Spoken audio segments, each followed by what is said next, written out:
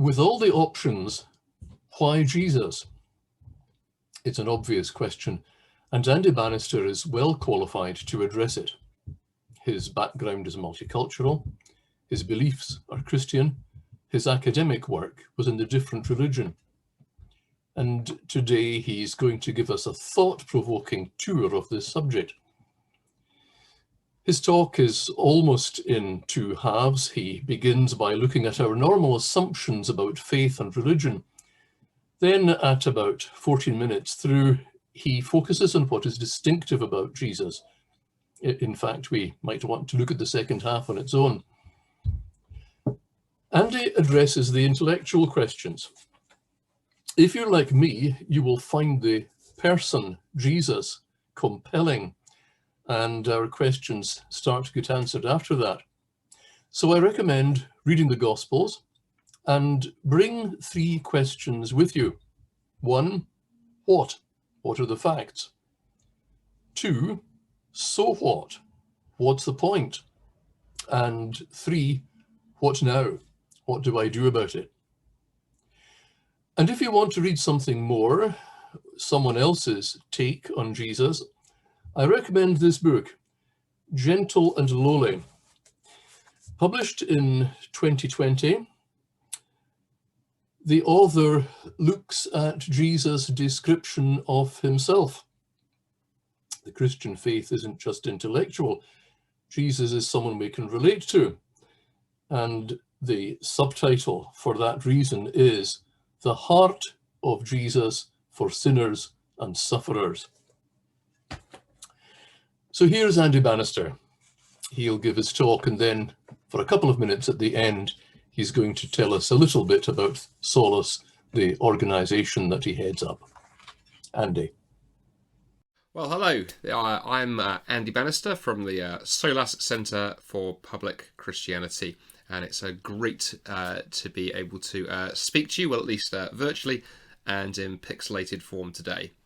You know, whenever I address more kind of skeptical audiences, be it on university campuses or in coffee shops or at many of the kind of evangelistic events that we do, the question that we're looking at today, given all the options, why Jesus, is a question that comes up time and time again. I think people really want to know, you know, what is unique about the Christian faith? Why is it Christians make these claims of uniqueness for Jesus, given this plethora of other religions that surround us? And this is a topic that's very close to my heart. In fact, I just wrote a book that came out a couple of months ago called Do Muslims and Christians Worship the Same God?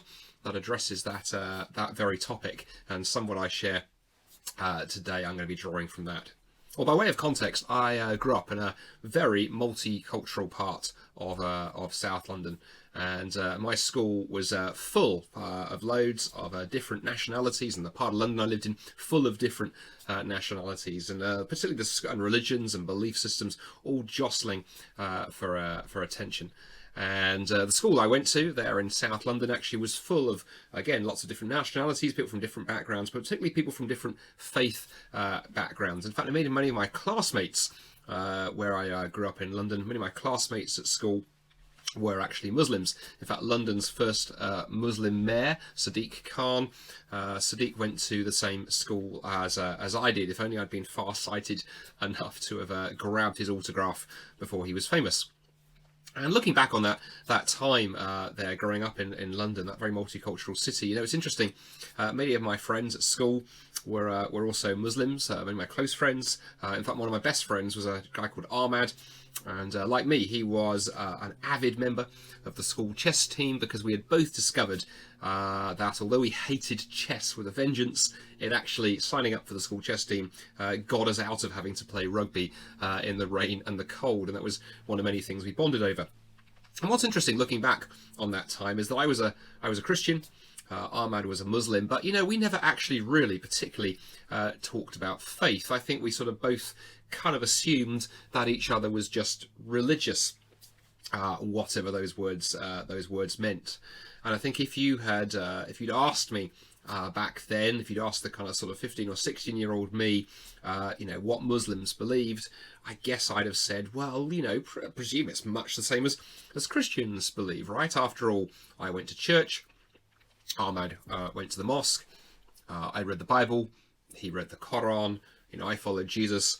He followed Muhammad. And I guess I just sort of assumed that all the different religions out there are just sort of essentially the same. It's just the labels are different. Now, I happen to think, in fact, that many people in the world today, many people in our culture today, here in Scotland, here in the UK, think that, in fact, all the religions of the world are indeed something like that. That outwardly they may look different, but underneath they are effectively the same. And because of that assumption of similarity, I think one of the accusations that is commonly flung at Christians is that we are arrogant. You may have heard this accusation or variations of it, right? How can you Christians believe that you are right, that you have the truth, the exclusive truth, when there are all these other religions, Islam, Buddhism, Hinduism, hundreds if not thousands of other religions and belief systems out there. And of course, given that vast array of difference, one of the things that sometimes happens is that people try and find ways of harmonizing them and sort of flattening the differences. So, for example, I have an old friend, an old acquaintance who is a professor at actually one of Canada's leading universities. Before I came to Scotland, I lived in Canada for 6 years, and this old friend of mine teaches there at the University of Toronto, and he bills himself as a universalist. And if you were to sit Jeff down and talk to him, he would tell you that he is a universalist. He believes that all religions are equally valid, and you just pick the one that you're comfortable with and that works for you. In fact, I remember some years ago we were having we had a cup of coffee together, and we were talking about this, and he was trying to persuade me over to his viewpoint. And this was the illustration that he used. He said, "Why don't we think of all the religions in the world as being a bit like the paths up a mountain?" There's Mount Everest, and the top of the mountain, the summit of the mountain is God, and there are all these different paths up the mountain. There's the Buddhist path, the Hindu path, the Muslim path, the Christian path, even the atheist path. Well, of course, they don't believe in God, so that just goes in circles around the bottom. And there are hundreds of different paths. And my friend said to me, why think that your path is the only true one? Why not just pick the path that works for you? Because after all the paths ultimately lead to the summit. And, I remember thinking at the time, that sounds like a very kind of simple and beautiful idea. Maybe you've heard people use similar illustrations, and I know many people out there who would sort of sign up to that analogy and say that's a great way of thinking about it. Buddhism, Islam, Christianity, all the world's different belief systems are just different paths up to the summit where God is. There is, of course, a problem. And when my friend Jeff first shared this illustration with me, I quickly sort of, as it were, stuck my hand up and went, this sounds great, but there is a problem. I remember he looked a bit concerned. He said, what's the problem? And I said, well, the thing is, as a hobby, I climb mountains. I'm a sort of budding mountaineer. In fact, I've even been to Everest. Haven't made it to the top, but I made it to 18,000 feet and to base camp on the Tibetan side. One of the things that I love about living here in Scotland is the mountains. I'm a Munro bagger, if you know what that is, trying to climb all the mountains over 3,000 feet. So I climb mountains as a hobby. And I said to my friend, one of the things I can tell you with supreme confidence after 20 or 30 years of mountain climbing is that every path does not lead to the top of the mountain. Some paths do indeed just lead around the bottom. Some paths just lead to the tea rooms. Some paths end in vertiginous, dangerous rock faces because they were built by rock climbers, the most insane people on the planet. In fact, if you just picked a path at random, you wouldn't get to the top of the mountain. And worse of all, actually, if you were up on the mountain somewhere and the mist came down and you'd lost your compass, forgotten your map, and your phone hasn't got a signal so you can pull up a digital thing, simply following the first path you come to and naively kind of tripping along it, assuming everything will be good, probably is going to end in you being a small pizza-shaped stain at the bottom of the mountain.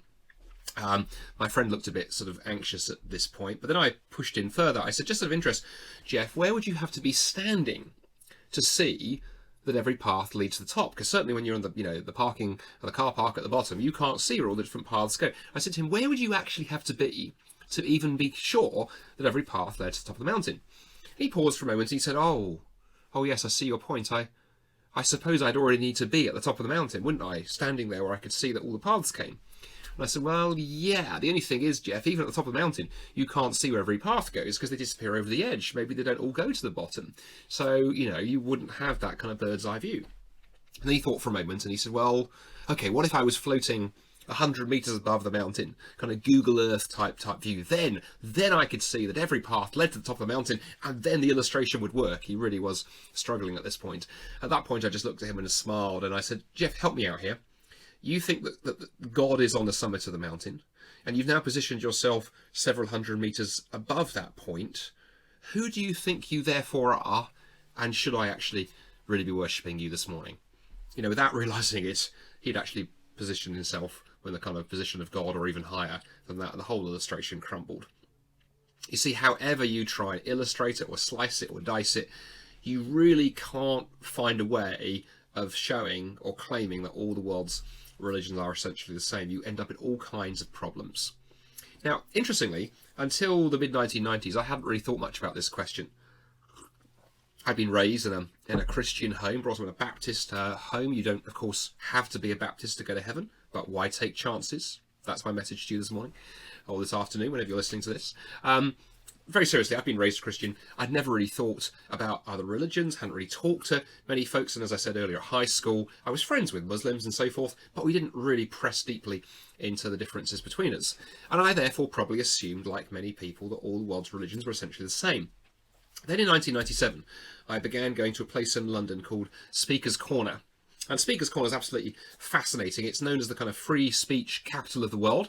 And on a Sunday afternoon at Speaker's Corner, anybody can stand on a ladder or a box, or if you're my height, a ladder and a couple of boxes, and you can talk about anything. You can talk about religion, politics, sport, you name it. You'll get a crowd. And I fell in with a group of Christians who were going up to Speaker's Corner and preaching there, and particularly aiming at engaging the many, many Muslims who went to Speaker's Corner. And I found many, many Muslims there who were very happy to argue and debate and engage, and very quickly discovered actually Muslims and people of other faiths too very willing to critique and attack what I believed. Do you know, I very quickly at Speaker's Corner got a crash course in the reality that all the religions of the world are actually not the same. They are fundamentally different. Yes, there may be some superficial similarities, and that sometimes is what trips people up, but actually underneath that there are some massive differences. And what I discovered, what I found at Speaker's Corner in the late 1990s, fascinated me so much that I actually went on to do a PhD in Quranic studies. I am actually very unusual as a Christian. My doctoral work, my academic work, was not in biblical studies, it was in Islamic studies. And the deeper that I investigated Islam, and the deeper I studied it and other world religions, the more I found myself actually drawn not merely to the conclusion that there were massive differences, but drawn inexorably to the conclusion that Christianity and Christianity alone was true.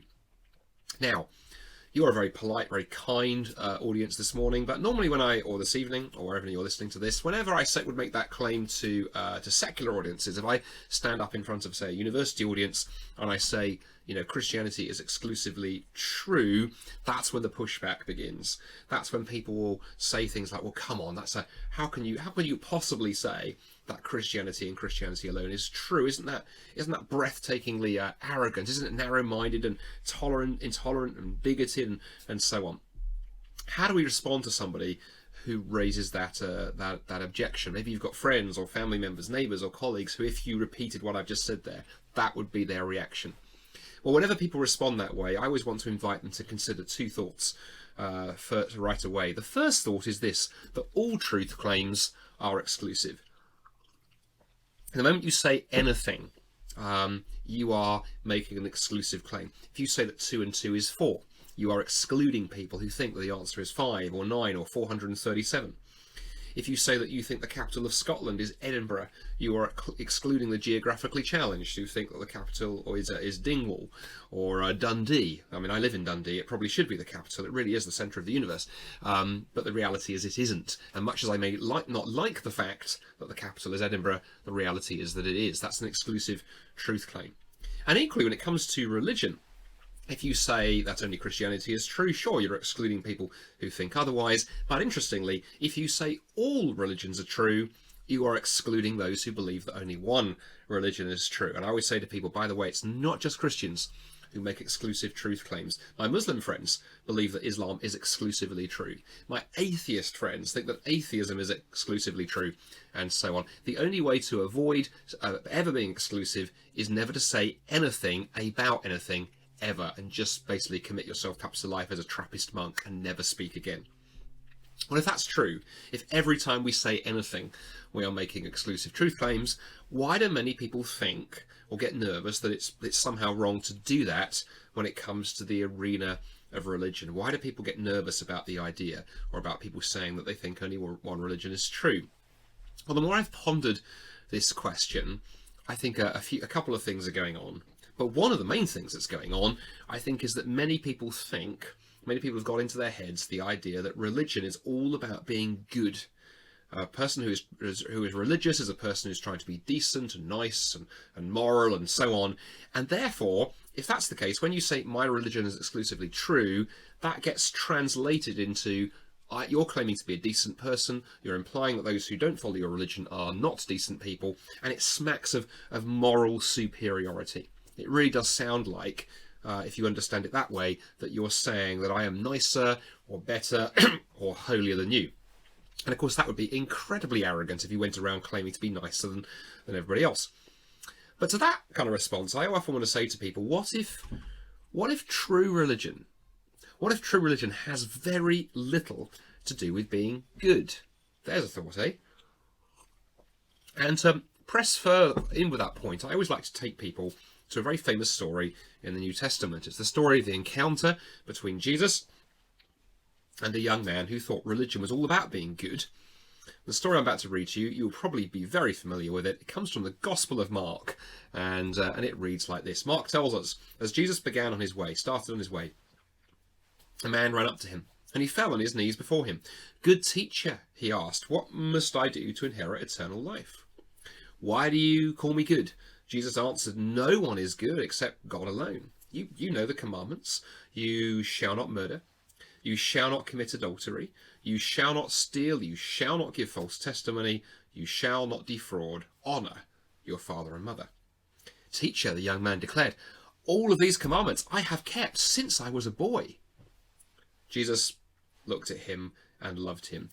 "One thing you lack," he said. "One thing you lack. Go sell everything you have and give to the poor.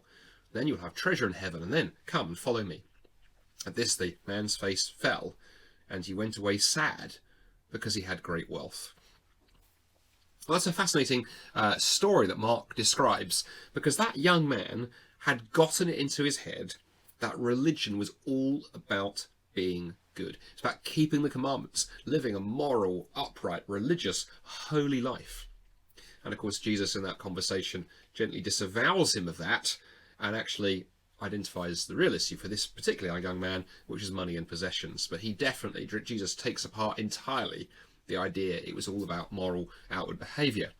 And the issue for this young man, that he thought religion was all about being good, it's a very common viewpoint. In fact, most religions operate that way, be it Islam or Buddhism or Hinduism, you name it. The basic idea in most of the world's faith traditions is that if you are moral enough, if you are a good, decent person, here are the commandments or whatever, follow those and do that to the best of your ability, then you can earn your way to paradise or nirvana or a higher state of existence, whatever it is you are looking for. There is, though, only one religion I know of that reverses the entire traffic pattern of that setup and says, no, it's actually got nothing to do with you getting yourself to God through your own behaviour. In fact, quite the opposite is true. And that, of course, is Christianity, with the radical claim at its very heart of the Christian faith that you simply can't be good enough. We cannot be clever enough or moral enough, and by doing that somehow work our way to God. Rather, the gap between us and God is so great and so big and so deep that nothing can bridge it from our side. We can try as hard as we like. We are not getting across that chasm that separates us from God, certainly through our own merits. That's the bad news. But of course, the good news is that God has the ability and, wonderfully, the desire and the motivation to bridge the gap from his side and that God, in his love and his mercy, has sought us out through his grace to rescue us and find us a way back to him. And Christians, I always say to people, Christians are not people who think we are so clever that we've figured out God, or we think we're so good and moral, so much better than everybody else, we have figured out the way to get there. Rather, we Christians should be people who are humble enough, who know that we need God's dramatic rescue and intervention. Something, of course, that the Bible says that God has done in and through the person of Jesus. And of course, it is Jesus who is, if you think about it, the great differentiator.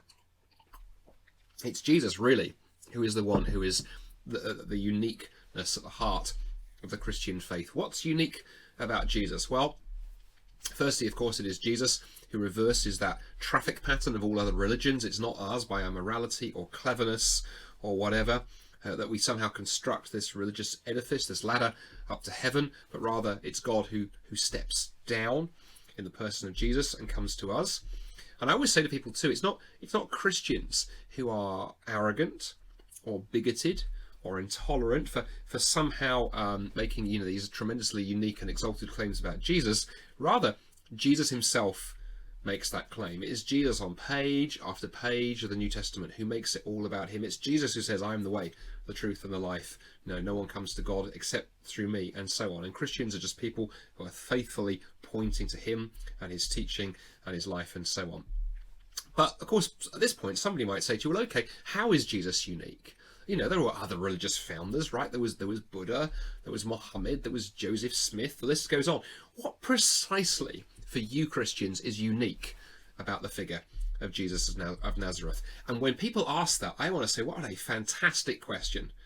And here is how I answer it. I would answer it by turning with my friend who asked that question to John chapter 1. And what I'd like to do today is just read you 10 verses. We're going to read John chapter 1, verses 1 through 5, and then verses 14 through 18. I'm going to show you very briefly in the remaining kind of 20 minutes or so that we have, 3 ways in which Jesus and the Christian faith are entirely unique. But let me read you these verses first. John chapter 1. In the beginning was the Word, and the Word was with God, and the Word was God. He was with God in the beginning. Through him all things were made. Without him nothing was made that has been made. In him was life, and that life was the light of all mankind. The light shines in the darkness, and the darkness has not overcome it.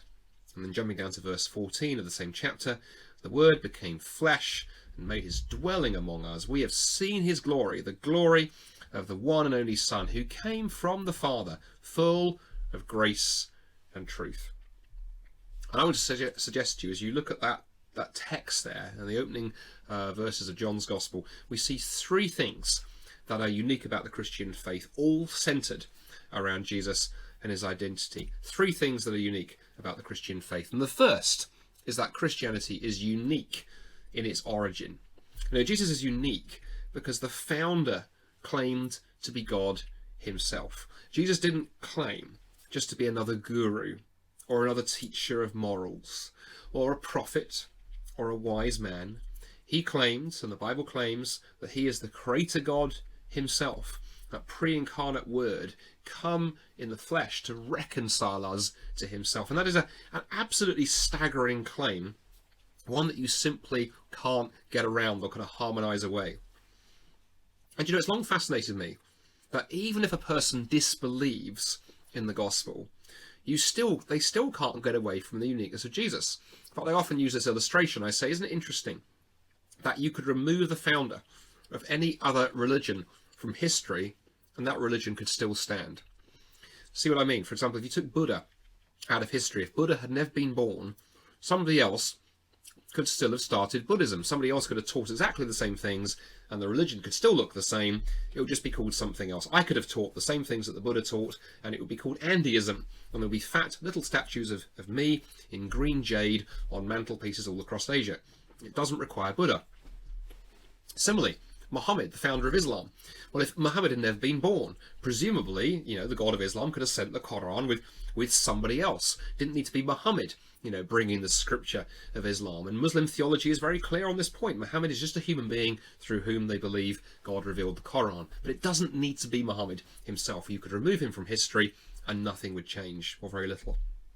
But on the other hand, when it comes to Christianity, remove Jesus. If you remove Jesus from history, well, Christianity falls entirely, because Christianity is Christ. It isn't some sort of interesting bit of teaching that he brought or a few facts that he shared, but Christianity is Jesus, his life, his identity, his very personality. In fact, one wag once remarked that if you take Christ out of Christian, all you are left with is three letters, I, A, and N, and Ian cannot help you. My apologies to anybody called Ian watching this broadcast. In other words, Christianity is not a set of ideas brought by Jesus Christ. It is Jesus Christ. And this is shown in his teaching, right? Jesus consistently made it all about himself. You have heard that it was said, Jesus said, but I say to you, sell everything, Jesus said, and follow me. I am the way, the truth, and the life. And on it goes. Jesus consistently put himself and his personality and his identity right in the center of the frame. And the most important question that he drew people back to time and time again was not, have you learnt what I taught you, but was, who do you say that I am? Christianity is unique in its origin. Secondly, Christianity is unique in its method. What do I mean by this? Well, it's fascinating that literally every other religious and philosophical system in the world, with the exception of Christianity, is rooted or grounded or based in one of three ways. It's either grounded in thinking. It's grounded in what theologians would call epistemology. It's grounded in thinking, or it's grounded existentially in feeling, or it's grounded pragmatically in doing. Every other religion in the world is grounded, rests upon either thinking or feeling or doing, or sometimes a combination of those three. But let me illustrate what I mean. In religions based on thinking, you have to learn or master or memorize certain ideas in order to achieve wisdom or nirvana or a higher state of human existence, to unlock the keys to life and the universe. Buddhism would be a classic case in point. It's all about memorizing and internalizing the Buddha's teaching. It's a very thought-based religious system. Then you have religions based on feeling, in which you have to have the right mystical experience, engage with the mystical, the numinous, get in touch with your feelings, have some kind of encounter through which you can understand life, transcend the ordinary, encounter the divine in some sort of mystical, very sort of fuzzy feelings-based way. Lots of Eastern religions operate this way. If you meditate hard enough, then maybe you will contact God, or so on and so forth. And then you have religions based upon doing. And religions based upon doing, Islam would be a textbook example here. You're told you obey these commands, follow these instructions, put these principles into action, adhere by this moral law. And if you follow those steps and work hard enough, you will arrive at heaven, or the inner peace, the summit of the mountain, or so on. And every religious system in the world is based on one of those three ways, or a sort of combination of them. The one exception, of course, would be the Christian faith. The gospel is not a system of thought. The gospel is not a system of thought, is it? It's certainly something profound to think about. You can explore, the Christian faith intellectually and use your mind. Absolutely you can, but that's not the essence of what it is. Nor is the gospel some kind of existential feeling or emotional response. Although I would certainly say that knowing Jesus emotionally is deeply enriching, and the gospel will have an impact on your emotional life, but it doesn't reduce to your emotional life. And then, of course, the gospel is by all means certainly not a set of deeds or rituals or actions to perform. Look at the rich young ruler we saw in that passage in Mark, who came to Jesus, who thought just that. Hey, Jesus, tell me, what command should I obey? And Jesus turns the whole thing upside down. Of course, the gospel will change how you act. If you truly believe the message of Jesus, it will have an impact on how you behave. But again, it doesn't reduce to just behaviour and moral commandments. In short, Jesus did not come to bring new thoughts, new feelings, or new commands, but he came as God himself to reveal God to us and to reconcile us to him. That is who Jesus is. And that is why Jesus is unique. The other thing, though, that interests me more than that, what I find fascinating is the way that actually Jesus and his life and his ministry take these three ideas that we find in other faiths and transcend and fulfill them in a way that no other religion can come anywhere close to. What do I mean? Well, religious systems based on thinking are all about ideas and words. Learn these ideas, pass this exam, whatever, and you'll get the great divine thumbs up. But in John's Gospel, where we just read in John chapter 1, of course, we read that the Word became flesh. The Word became flesh. The Gospel, in other words, is not an idea, but it's something concrete. Jesus didn't say, hey, let me give you some ideas about God, but he actually came and actually made God known to us. He doesn't just talk about God, he reveals God. The New Testament says, right, go read Colossians chapter 1, for example. If you want to know what God is like, look at Jesus, is the message of the whole of the New Testament. Well, religious systems based on feeling are all about the experience, the moment, the encounter that kind of overwhelms you and changes your life. But it's interesting that in John 17, Jesus defines life as knowing him. Now, this is eternal life, that they know you, the only true God, and Jesus Christ, whom you have sent, said Jesus. Jesus defines life not in terms of some weird mystical experience, but in terms of knowing him. And that is the question for all of us, right? Do we truly know him? Have each of you today actually discovered what that life looks like? Have you received it? One of the things I find fascinating is that everybody in this world is looking for life in all of its fullness. Everyone's looking for fullness of life. Some chase it in riches, some chase it in fame, or sexual conquests, or power, or mystical experience. But Jesus said that true life, eternal life, is only found in knowing him. That, of course, is why every other religious system ultimately fails, because we can't create life ourselves. We can't create life through our own experiences, our own cleverness, our own sheer hard work. The only way that we can receive life is life comes to us as a gift. And that's the gift at the heart of the gospel. In fact, somebody once remarked that, Jesus did not come to make bad people good, but he came to make dead people live. Or finally, religious systems based upon doing are all highly pragmatic. Great long lists. Do this, don't do that, obey this commandment, don't do the other thing. Islam is the classic example with its hugely complex system of Sharia law. Do these things and you can earn merit and blessing and favour and so on. Well, it's interesting thinking about that. In John 6, just a few chapters on from where we read earlier, the disciples come to Jesus and they're thinking this way, because they come to Jesus and they say, Jesus, what must we do? What must we do to do the works that God requires? They're thinking, well, okay, Jesus, give us some commands, tell us some things to do, and we'll go and do them. Notice what happens, though. They ask in the plural, tell us the works we should do. Interesting that Jesus responds in the singular. The work of God is this, to believe in the one that he has sent. Jesus, again, focuses all back on himself. And all of this flows together into a verse I mentioned a few minutes ago, actually, that very famous verse in John chapter 14, where Jesus says, I am the way, the truth, and the life. No one comes to God the Father except through me. And it's a very, very powerful verse, actually. I remember some years ago now, when I was back in Toronto, I was at an interfaith event in Ottawa at the Canadian Parliament, and I'd spoken as part of a panel discussion on religious freedom, and there were several other folks from different religions there. And in particular, there was a woman from the Baha'i community, and the Baha'is, if you know anything about them, they are classic universalists. They've tried to take all the different religions of the world and squish them together and merge them into one, and they would be classic, advocates of the idea that all roads ultimately lead to God.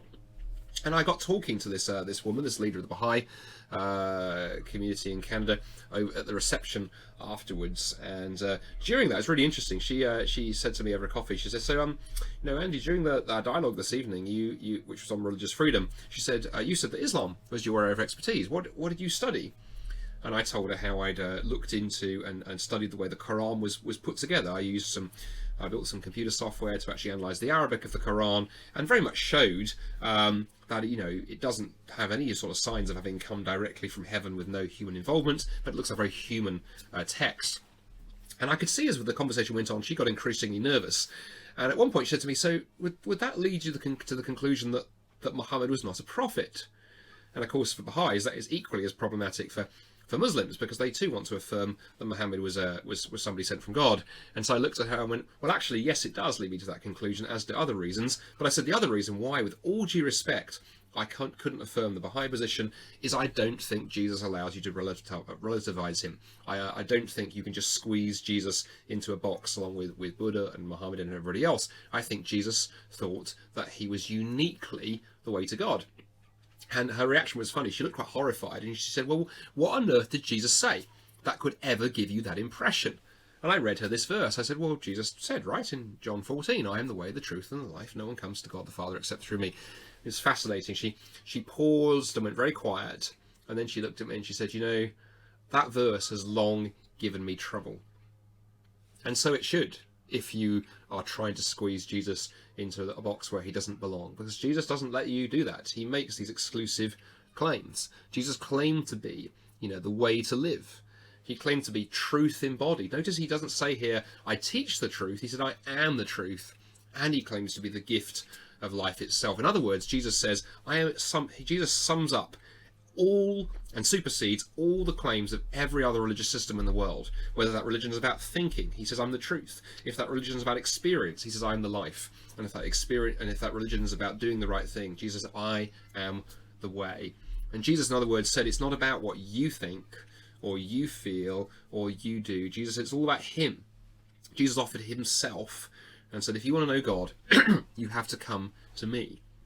And that, of course, makes Jesus unique. It puts him in a class of his own. And thus, when somebody says to me or asks me, you know, why I believe Jesus is the only way, I always want to ask, what else, who else can I compare him with? The gospel, my friends, the gospel is unique in its origin, it's unique in its method, but then lastly, it's unique in its purpose, which is, of course, all about transformation. Other religious systems will tell you that if you think the right thing, have the right experience, or do the right thing, then one day you might just, if you are very fortunate, end up in paradise or nirvana, an elevated state of existence or something. One day, maybe, there'll be a change in your life. Maybe. Christianity, again, just reverses that entire equation and says, no. It doesn't end with transformation. It doesn't end with transformation. It begins with transformation. You must be born again, said Jesus. Or if anyone is in Christ, they are a new creation. They are a new creation. The old has gone, the new is here. And to anyone, when I have these kind of conversations, this is where I want to land the conversation. I want to say to them, have they experienced that new creation life? Perhaps that's the question for each of us here today too. Have you really experienced that new creation life? Have you received that?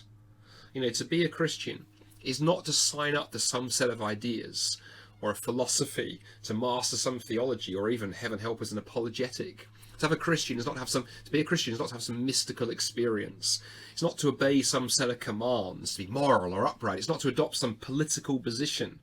Rather, to be a Christian is to know that transformation of our inner being, our very person, our very nature.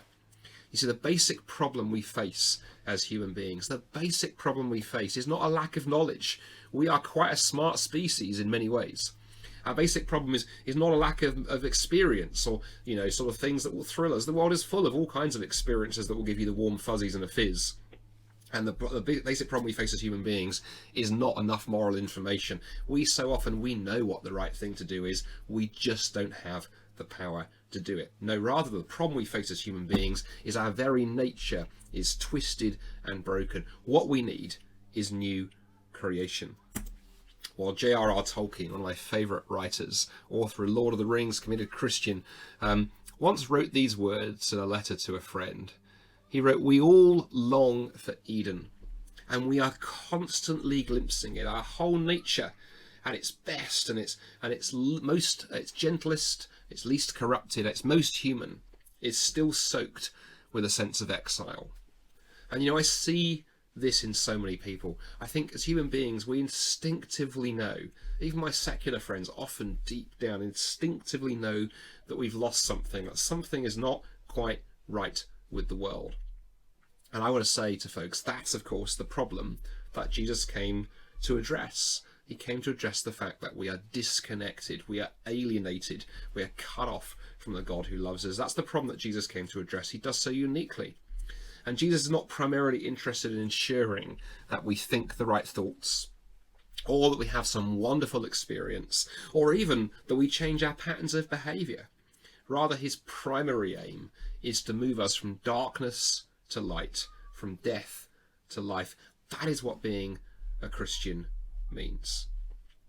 And if you're sitting here today listening to this and you've drifted slightly into the idea that Christianity is really all about believing the right things, or having an answer to every question, or having the right feelings or the right experience, or doing the right thing, standing up for moral truth, campaigning for the right issue, signing the right petition, but you haven't wholly added to those things new life, then you haven't grasped the reality of what who Jesus is really too.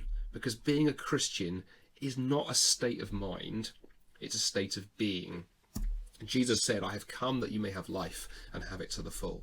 And it's my prayer for each one of you today that you know that. And then if you don't, that you find it, or you rediscover it, you come back and refocus on Jesus. And I also hope and pray that some of what I've shared today around why Jesus alone is unique and majestic and wonderful in so many ways has given you some food for thought as you engage with a secular world that I think is hungry for spirituality but just doesn't know where to look and is wholly confused about how to navigate the religious diversity out there in the world. The way to address that question of what's unique about Christianity is to bring it back to Jesus. And that's why, given all the options, he is the only choice. Let me pray for you. Father God, I thank you that you are not a God who is distant and remote. You didn't just send us down a set of instructions to master, or a kind of sort of religious experience to plug into, or a set of commands to follow, but you stepped into history in the person of your Son and sent Jesus to reveal to us what you are truly like, but more than that, to give his life for us, to deal with that brokenness within that has exiled us from you, so that we might have that possibility of discovering through Jesus what true life looks like.